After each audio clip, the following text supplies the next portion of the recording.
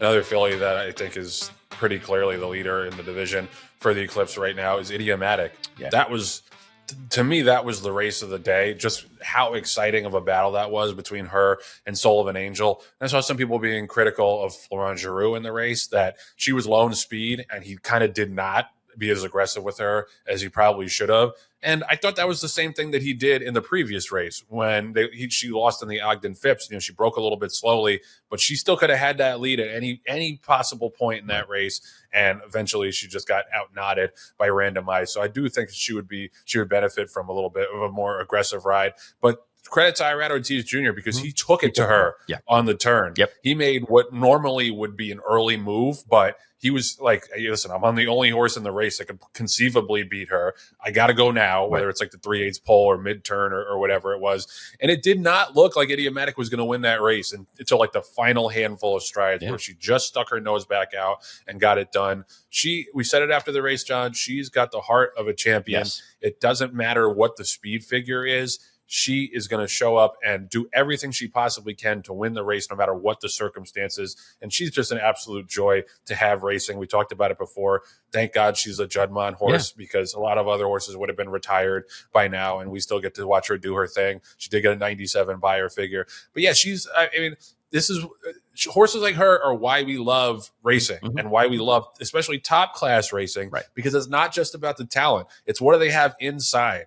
What is the competitive spirit like? And for her, it's a 10 out of 10. Right. And she's the queen right now. Well, and like you said, Joe, this is a gift to racing. And we've said it time and time again that, after her Breeders' Cup Distaff win, 90% of the industry would have retired her and started producing babies out of her and getting commercial foals. And I mean, she's a Curlin out of lockdown. It's like one of the Juddmonte family of families that they own.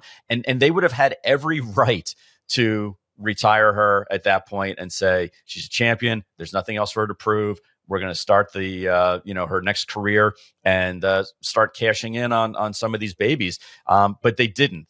They announced after the Breeders' Cup they were bringing her back, so it wasn't even like it was a surprise.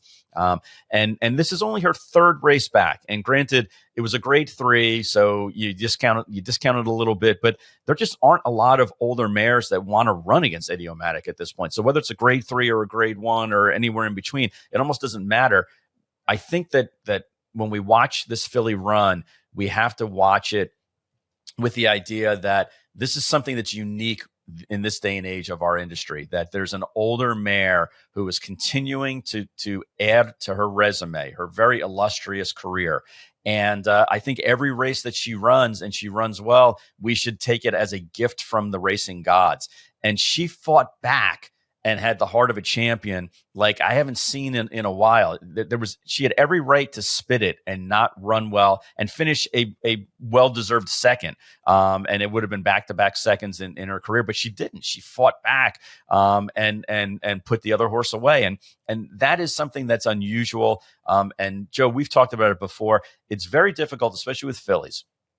It's very difficult to get them after they come off a hard, race year, to get them back and have them, because they have a biological clock too. And I know a lot of people don't think of it that way, but they really do. And we've seen it with a lot of fillies that were champions that tried to come back the following year and just didn't have it again, and didn't want to again. And this filly wants to win. And it's the kind of horse that I find myself rooting for.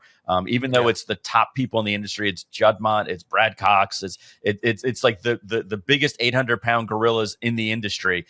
But I root for this filly because that's what I want all of my horses to aspire to be, is to just whatever level they're at, just to try their hardest and fight back and want to hit the wire first. Yeah, no, and just because I know there's going to be some sticklers out there, she's a mare. She's a 5-year-old mare, which I said filly too. So I just want to put that out there for all the nerds start yelling at us that she's not technically a filly. But yeah, like this is another thing that people will probably yell at me about. But I think she wins a couple more grade 1s. She's got a decent Hall of Fame case. She's 11 for 15 now in her career. She's a 4-time grade 1 winner. She should have won the Ogden Fib. Should be a 5-time grade 1 winner, 7-time graded stakes winner. She wins 2 or 3 more grade 1s. I think she's got a solid case for the Hall of Fame. Even if she's not, she doesn't run these like 110, 115 buyer figures. She doesn't like blow you away with her speed numbers. Just in terms of accomplishment, she's knocking on the door. She gets a couple more this year.